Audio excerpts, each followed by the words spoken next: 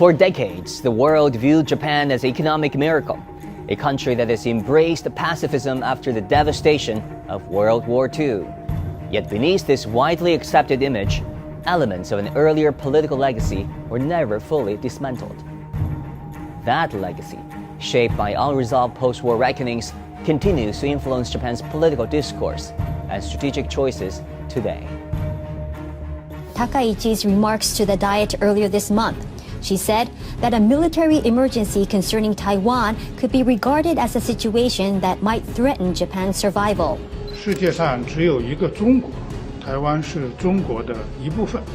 Prime Minister Takaichi's response has largely been self-contradictory.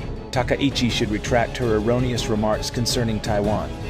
日方不能指望一边伤害感情，一边索取利益，这不是同中方打交道的正确方式。 Our nation must take the initiative in radically strengthening its defense capabilities. What we need is a decent life, not more spending on weapons. Takaichi, what do you have to say about this? How are people actually getting by these days?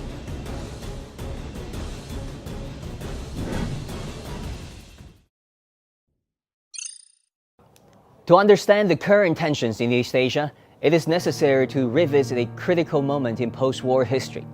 In 1948, as the Cold War intensified, the United States adopted what later known as the reverse course, shifting priorities from demilitarization to rebuilding Japan as an anti-communist ally.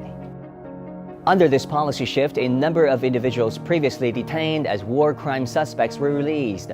Rather than facing prosecution, some were reintegrated into political and economic life, playing key roles in shaping post-war Japan.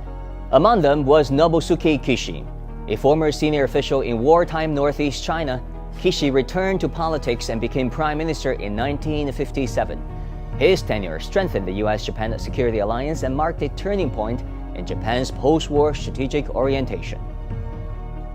By the 1950s, Japan reinterpreted its pacifist constitution and decided that no military did not actually mean no military. They established the self-defense force with land, sea, and air branches, a near full-scale military in everything but name. Kishi's ambition to restore Japan's military stature did not end with his own career.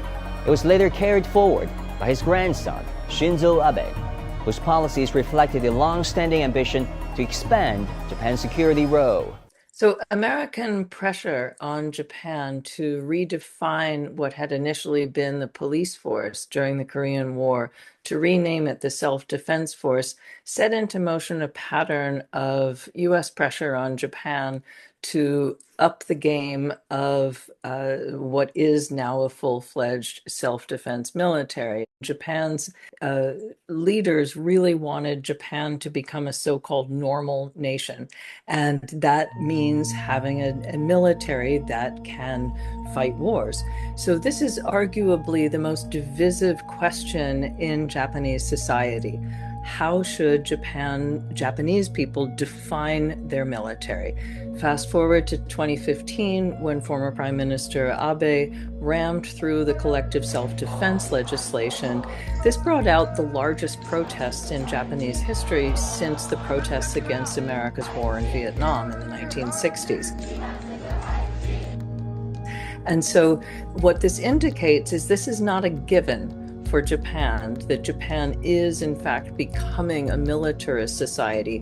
What it does indicate is that the Japanese leaders who are working in the structure of the US-Japan alliance are willing to take risks, political risks, to increase the stance of Japanese military.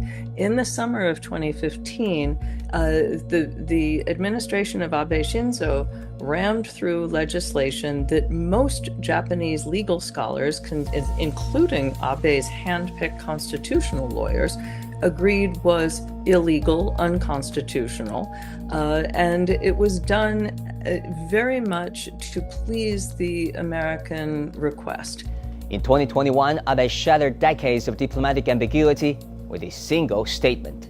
Abe was speaking virtually to a forum organized by Taiwanese think tank, where he said, and I quote, "A Taiwan emergency is a Japanese emergency and therefore an emergency for the Japan-US alliance." The remark was widely interpreted in Beijing as crossing a long-standing political red line. Japan has a legal obligation to provide logistic support to the United States. That means it has to open its bases for Americans to use, in a crisis, in the region. But the point is that Japan doesn't have to fight shoulder to shoulder with American GIs in a war. So the real, assessment, even by some famous think tanks like RAND, is that the Japanese leader will only decide at that moment whether there would be military involved or not. Even if the United States would maintain a policy of strategic ambiguity, and why would the Japanese government maintain a policy of strategic clarity?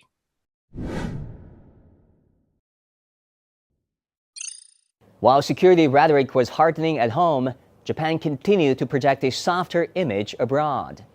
Anime, video games, fashion, cuisine, and popular culture became central elements of what was branded as cool Japan.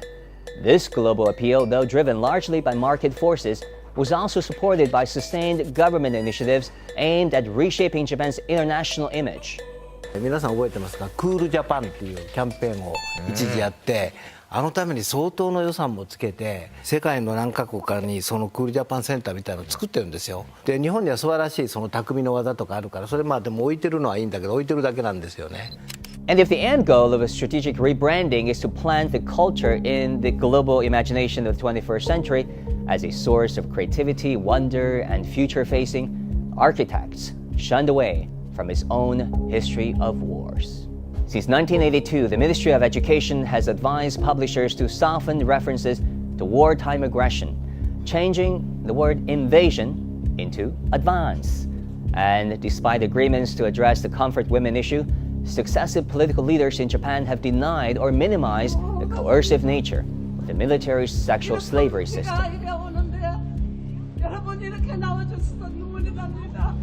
The most frustrating part of being a historian working in Japan and between countries in the East Asian neighborhood is when the Japanese government does something positive, such as the 1993 Kono Statement, which accepted Japanese government responsibility for the system of militarized sexual slavery, then subsequent governments pull the rug out and say, well, no, that's not actually what happened.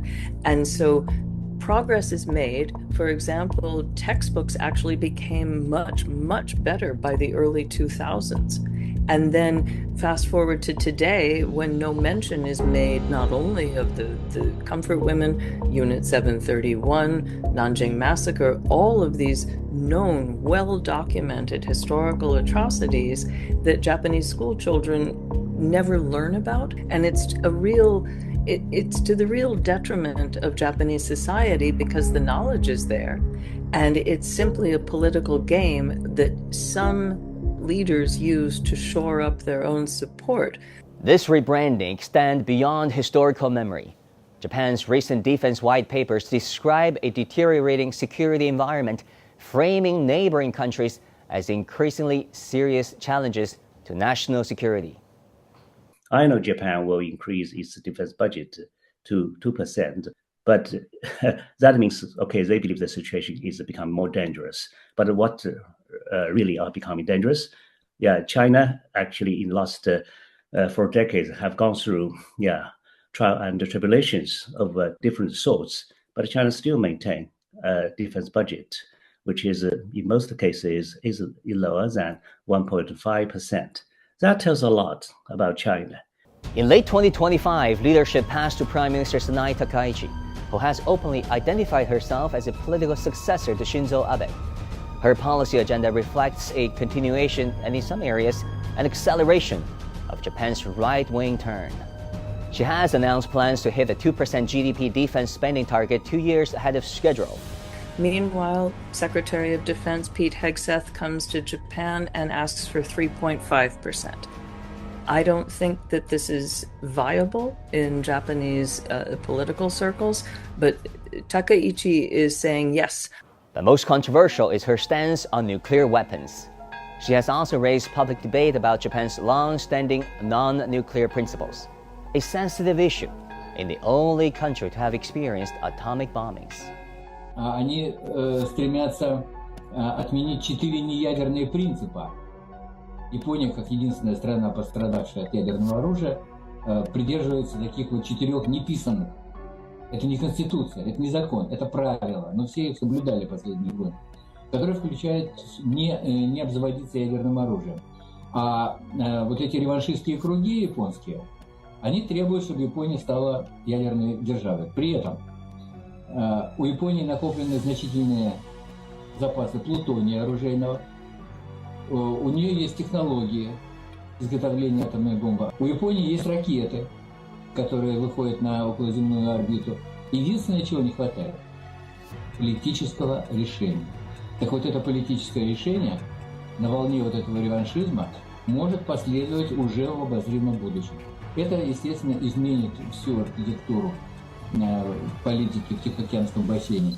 From the reverse course of 1948 to the Taiwan Emergency Doctrine of 2025, Japan's post-war settlement left critical historical questions unresolved, questions that continue to resurface during moments of geopolitical stress. Under Prime Minister Takaichi, Japan has moved forward toward defining its security policy through alliance politics, to place confrontation ahead of regional cooperation, to prioritize containing China using Taiwan as a pawn rather than developing a constructive China-Japan relations.